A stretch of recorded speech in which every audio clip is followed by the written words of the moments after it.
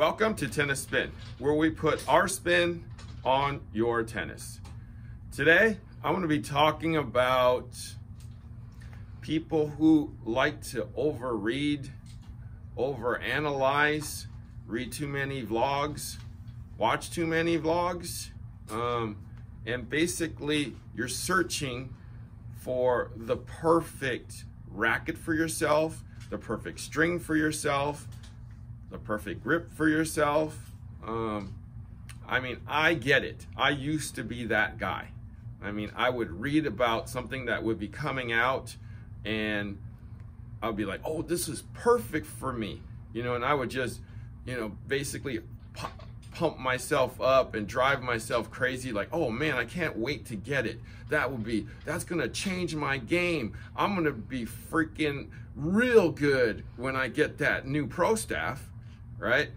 Well, what usually happens and what usually happens to you when you get it?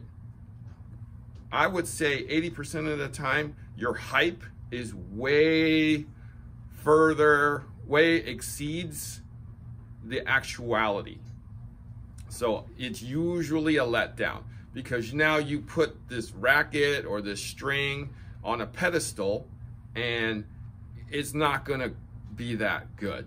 That's what happens because you've made it like this thing that's gonna change your life, that's gonna change your tennis, right? And it's never going to meet those expectations.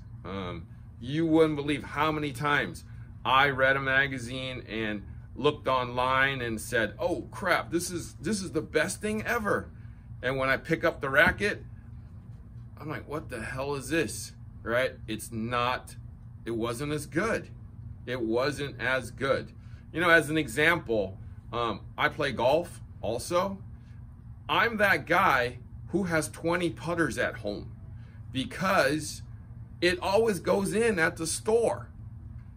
And it never goes in when I need it to go in on the course. So I'm constantly changing putters, right? Are you that guy that constantly changing rackets because you just don't play well that day? Sometimes it's not the racket, guys. Sometimes we're gonna have to just take what we have and go out there and play our best, right? I would have to say, one of the best times I ever played was when I left my bag at home. I left it at home. There was fortunately a racket in the car, which happened to be a Technifiber T-Fight 305.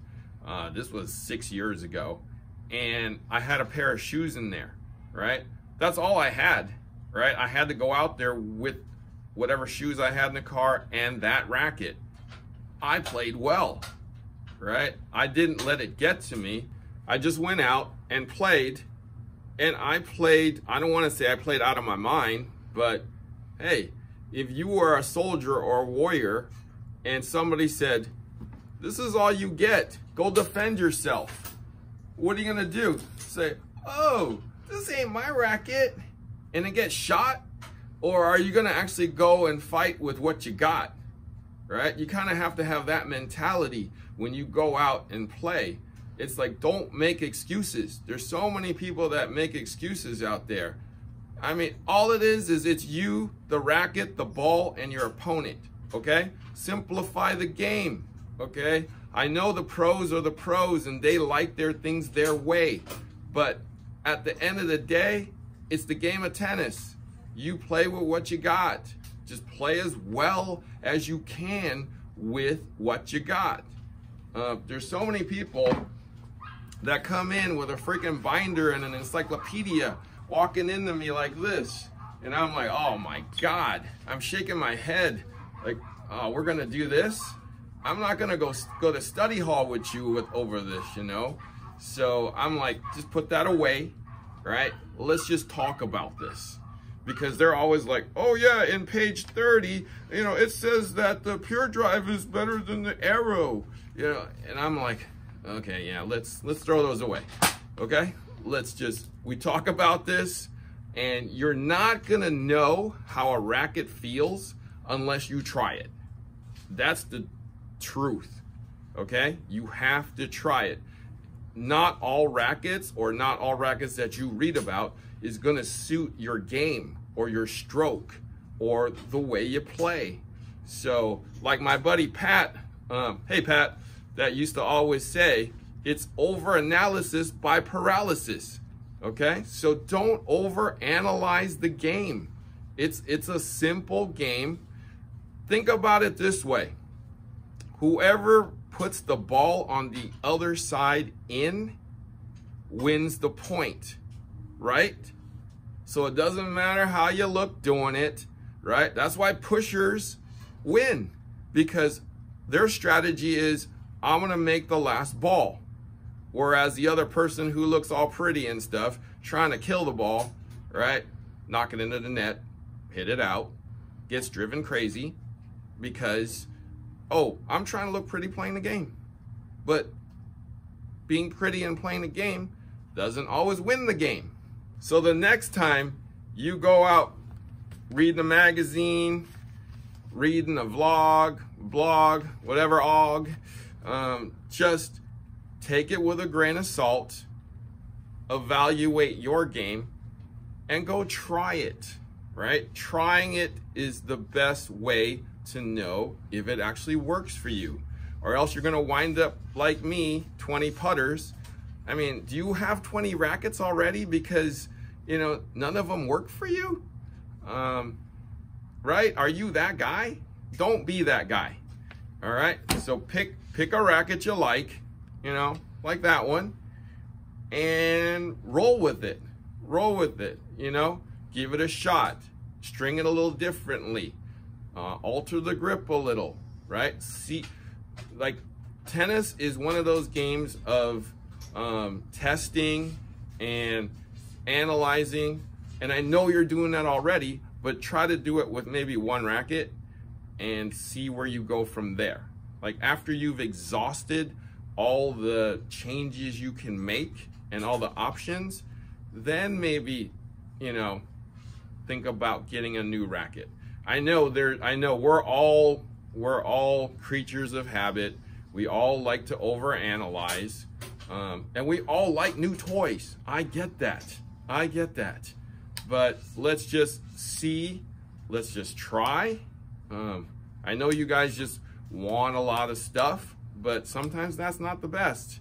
I mean, you're talking to me with, you know, 20 putters. I know sometimes we're always looking for essentially a racket that'll play for you or make you that great of a player or make you that great player. But guys, there really is no such thing.